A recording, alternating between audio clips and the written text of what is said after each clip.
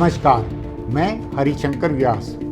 जलवायु परिवर्तन के असर में कुछ भी संभव है। पूरी पृथ्वी इससे प्रभावित है, लेकिन इसके असर में सर्वाधिक प्रभावित होने वाला इलाका होगा दक्षिण एशिया।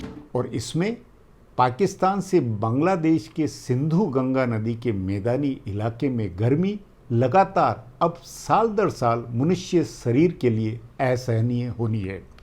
सवाल है, ऐसा क्या होगा?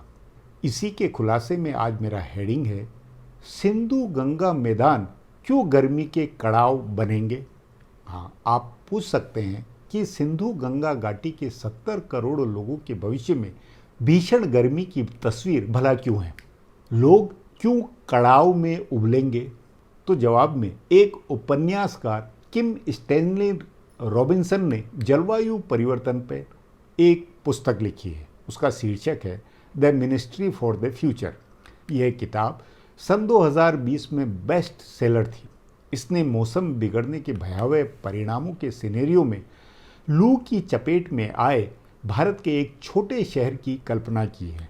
शहर की सड़कें खाली, एयर कंडीशन कमरों में गर्मी के कड़ाव से तौबा किए हुए लोगों की भारी जमा भीड़, वहीं छतों पर प्राण लायक सांस लेने की आस में मरे लोगों की लाशें, बिजली ग्रिड फेल और अव्यवस्था तथा अराजकता में भटकते भागते लोग। उत्तर भारत में सप्ताह भर में कोई 2 करोड़ लोगों की मौत। यह कितना खौफनाक सिनेरियो है, मगर किताब में यह तमाम जलवायु परिवर्तनों के लक्षणों में अनुमान है। समसामयिक संदर्भ में विज्ञान की पत्रिका लेसेंट ने अपने एक अध्ययन में बताया है कि सन 2000 और 2019 के बीच प्री मानसून गर्म मौसम में गर्मी से कोई 1,10,000 अतिरिक्त मौतें थी। कह सकते हैं यह कोई ज़्यादा बड़ी संख्या नहीं है।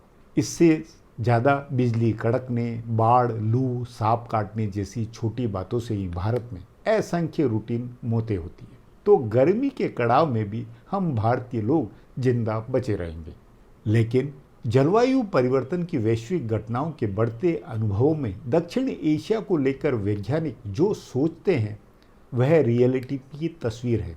तथ्य है कि 70 करोड़ की आबादी का सिंधु गंगा मैदान पृथ्वी का सबसे गरीब, घनी आबादी और सबसे गर्म इलाका है। तो ऐसा होना जलवायु परिवर्तन से बढ़ने वाली गर्मी के लिए असाधारण रूप में बहुत अनुकूल है और इसकी आने वाले महीनों में झलक मिल सकती है। ध्यान रहे, 1901 के बाद इसी साल दिसंबर व फरवरी का महीना भारत के सर्वाधिक गर्म महीने थे।